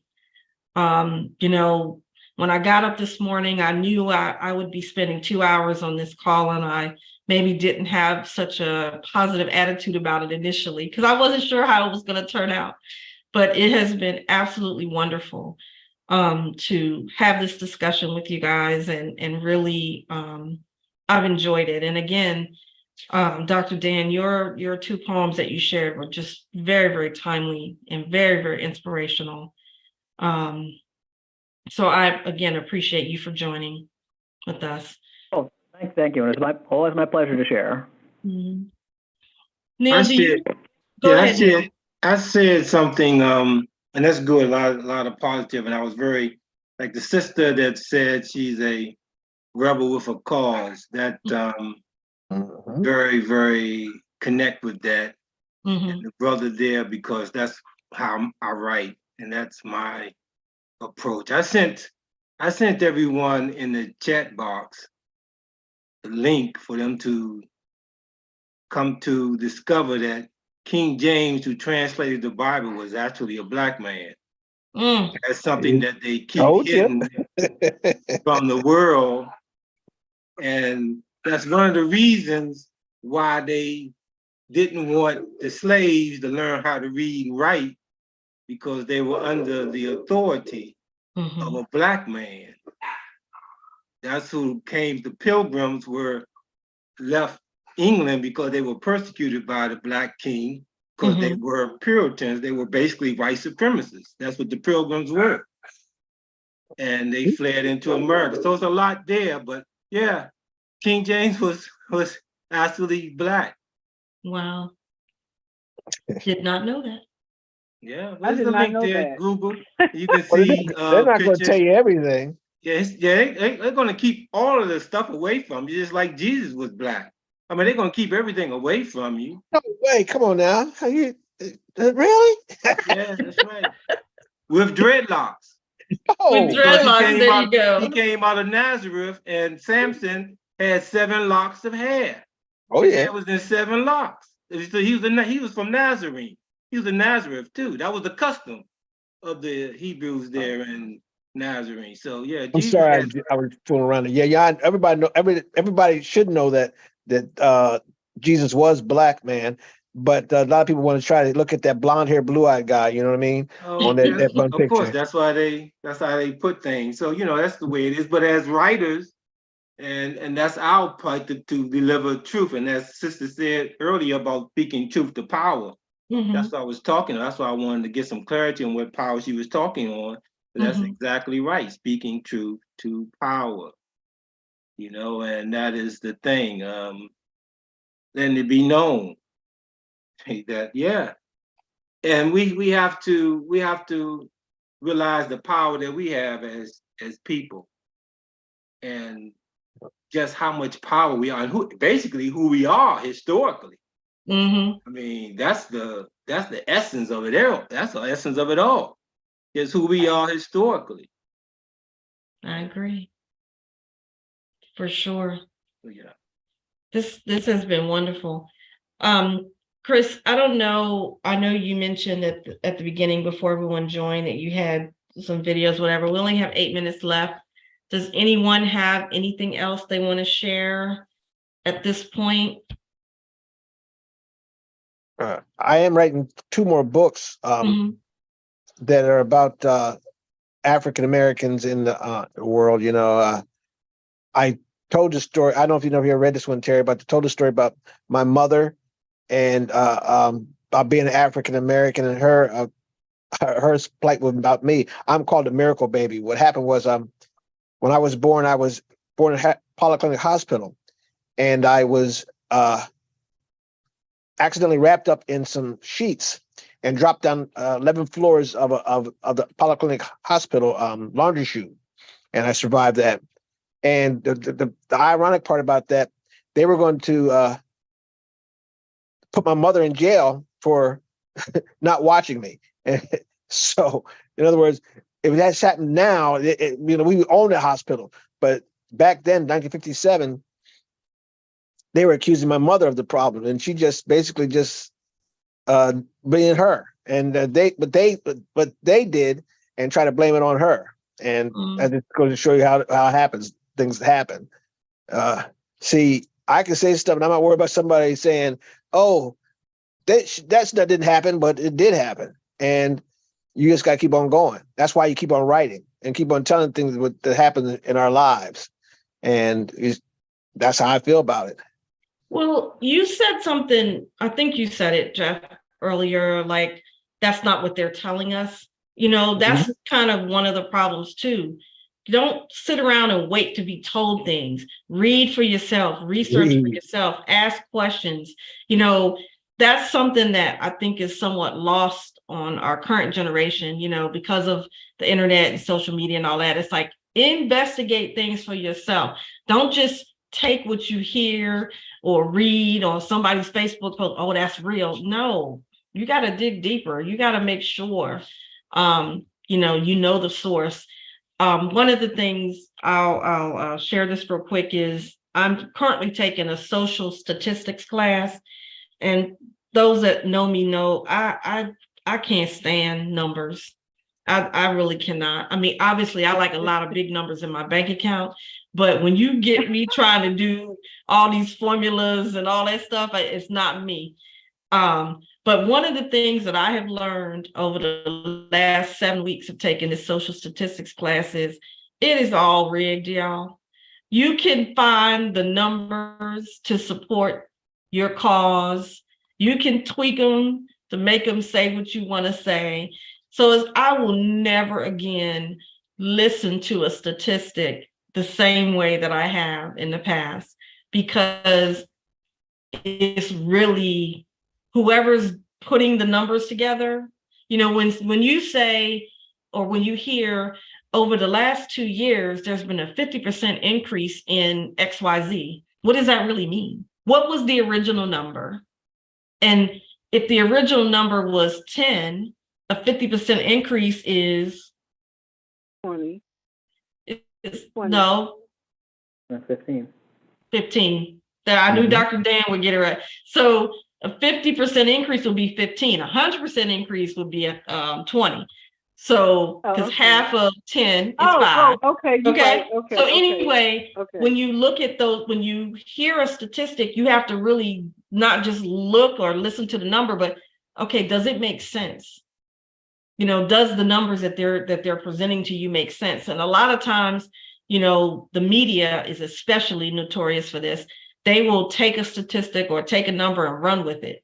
And it could be a completely wrong statistic, but it makes the story sound good. It makes it causes a lot more people to go, oh my goodness, we have a problem. Well, So just they like pay when attention to number 45 was elected, they were saying that half of the people in the United States, over half of people in the United States voted for him.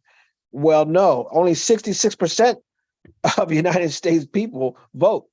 So if those 66, half of that 66 voted for him over, you know what I mean? But he didn't get everybody's vote. And that's what his problem, that's what our problem is. We're looking at things like, oh, 100 people did this. Well, actually, did 100 people do it? You know? Mhm. No, And- that was actually a great example, Jeff, because you're right. And that's another example of how the statistics lie. Like you said, 66% of people in the United States voted for him. No, because only, you know, when you say more than half, but you're right, a little more than half of people vote. Those other 40% that don't vote, 40 some ish percent that don't vote, you can't say half of the people in the United States voted for him. Right. You can't There you say go. that. So anyway. And don't forget that he didn't get the popular vote. Hillary got 3 million more votes than he did. Right. Yep. Oh, that Good presidential. Oh, that I forget the name of that thing that what was it called? Voting, the legislative vote. Oh, the electoral. Yeah, electoral college vote. vote, Oh yes. man. Yeah. That's not rigged. Okay, I'm sorry. Let's get off of that. Back to what we're doing. Talk about books now. Yes. Come on, guys. It's 8:58. We're not going down that rabbit hole. I'm sorry. I was getting ready to say. My phone is on 5%. I'm struggling. Oh, well, listen, again, Antoinette, I so appreciate you giving up your Friday night to join us. No problem. It was awesome. I will be I back. knew it would be. And again, for anyone who's interested, Jeff, I know you said you were interested in Antoinette's books. Is the one I can see the link, Terry, and you can send it to him. Yeah, send me the link and then I can share that with Jeff. Thank you. Yep. Oh, no problem. Thank you. All right, Jasmira, are you still there? Says she's still there, but she's on mute. Neil, did you have any closing thoughts? None. It was very enlightening. It was good to hear Brother Jeff there. Mm-hmm. And maybe to come on again, I'll share some of my writing. Right. Very good. That's right. You're right. I didn't hear that. Sorry. All right, guys, we're at 9:00. So again, I appreciate everyone joining in tonight. I hope everyone has a blessed weekend, and keep writing and keep talking about it. All right. All right. All right. Okay. Right. All right. Good night. Thank you. Good night. Good night. Bye.